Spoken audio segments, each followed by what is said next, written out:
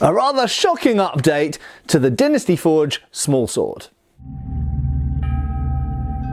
Hey folks, Matt Easton here, Schola Gladiatoria. It's actually not that shocking at all, but as you know, when I do reviews of things, if something changes in my ownership or use of that thing that I've reviewed in the future, then I like to give an update. Now, I've had this Dynasty Forge Smallsword hanging on the door behind me there for quite a while, and I decided I wasn't doing anything with it. The blade was quite thick, quite clunky compared to any originals, rather overweight blade, in fact slightly overweight hilt as well, just generally speaking overweight for a small sword. So I decided maybe to harvest the parts, take it apart, have a little play with the parts and see if they're useful on an épée blade to use them as a fencing small sword hilt. Just for clarification, we use épée blades with small sword hilts or adapted foil hilts as small sword simulators in my club, and we use small sword against small sword. We also do small sword against saber, blah blah blah. So what's the difference between small sword fencing and modern Olympic fencing? Incidentally, that's a whole topic by itself. But generally speaking, the blades we use are épée blades because épée blades is more similar to a small sword blade. But then the hilts we use are like foil hilts or actual replica small sword hilts. Because of course, ergonomically, they're very different to an épée hilt. They've got a much smaller guard. They have finger rings potentially, and a knuckle bow quite often, and a pommel and things like this. So they've got ergonomic, and they're shorter grips as well. Ergonomically, they're different to use. So using a replica small sword hilt does indeed change the dynamics of things, and indeed using an épée blade which is stiffer than a foil blade. But I just want to caveat that with absolutely admitting that the foil is the historical practice weapon for small sword. It is what they devised in the 18th century to practice small sword with. Right, now let's get back to this. Now, so I've owned this sword sitting on my wall for quite some time and never really used it for anything. It wasn't a particularly nicely, or isn't a particularly nicely handling small sword. It is a triangular blade and it's quite nicely put together, but its stats just aren't very nice, aren't very conducive. So if I ever come to do a video looking at small sword stuff, I grab one of my originals because they handle way, way nicer. And in fact, just a standard épée blade handles a lot better than this beefy great chunk that's on the Dynasty Forge small sword. That being said, it's not awful, it's not terrible, it's just kind of overweight for a small sword. Right, so I decided to take the hilt apart. The first thing you do is there is a recessed nut at the end. I take that off, and then the next thing that comes off is the pommel, and there is the pommel.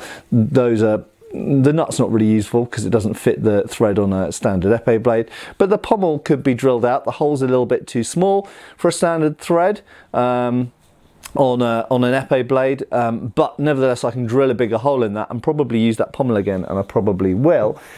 Now, the grip was glued on, so you'll see that the grip is quite nicely wire wrapped actually. The grip could be reusable, although as mentioned the hole is a bit too small on this for a standard épée tang.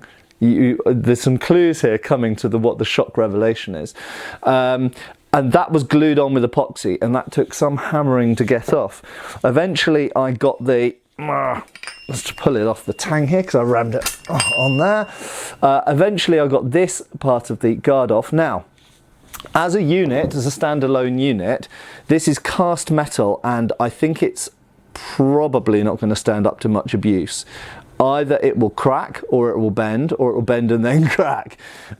So I don't think this is very robust, and I don't know how useful this will be on even on an épée blade, and even used for that relatively light style of fencing.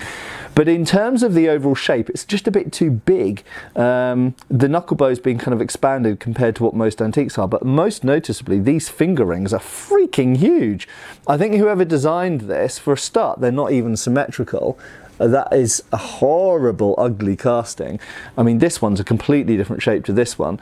But I think whoever cast this probably did it from eye with some wax carving, and they didn't get the rings the same size.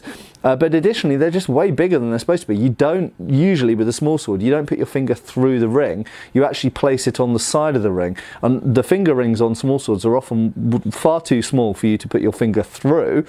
And in fact, it's actually advised to not try and put your finger through in small sword treatises of the time. You place your finger up on the side, and that's a kind of leverage point. But anyway, that might be usable. Now we get to the guard. The guard is very overweight. That's like twice the weight of what a small sword guard would normally be, and it's essentially because it's a casting. These would normally be, they can be castings in fairness, but if they are castings, they're thinner than this. But obviously if they're steel, then they'd be cut steel and they'd be thinner than this. So this is, I would say, at least 50% heavier, possibly 100% heavier than it really needs to be.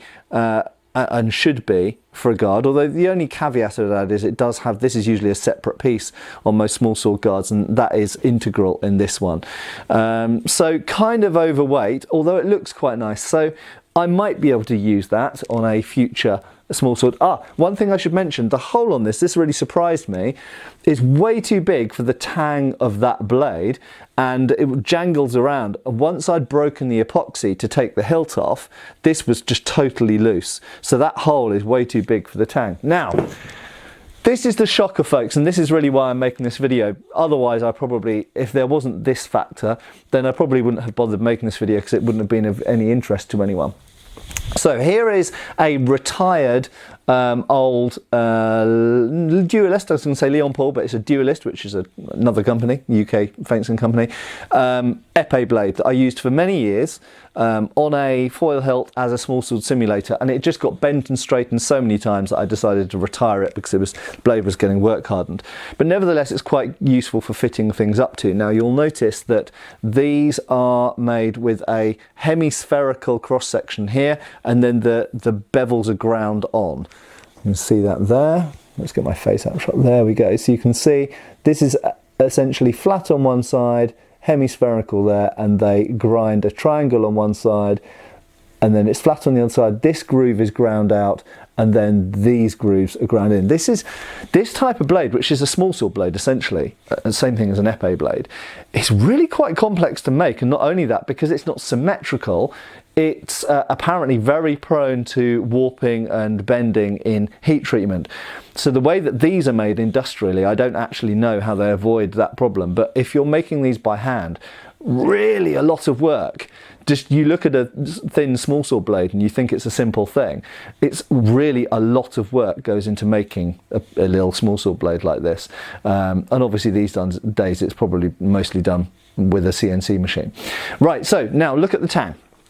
So you'll notice a tang on an épée is square at the bottom section. If you're wondering what that groove is, that's to accept the cable for electrical equipment if you have electric scoring. And it's essentially a rectangular tang that morphs into a round spindle that's a thread. Okay.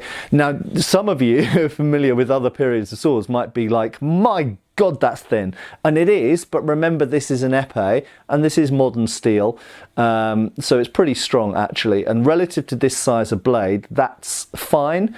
They rarely break really down here. Even when you use these against practice sabres and stuff, they seem to be pretty damn strong. Occasionally they bend and you straighten them.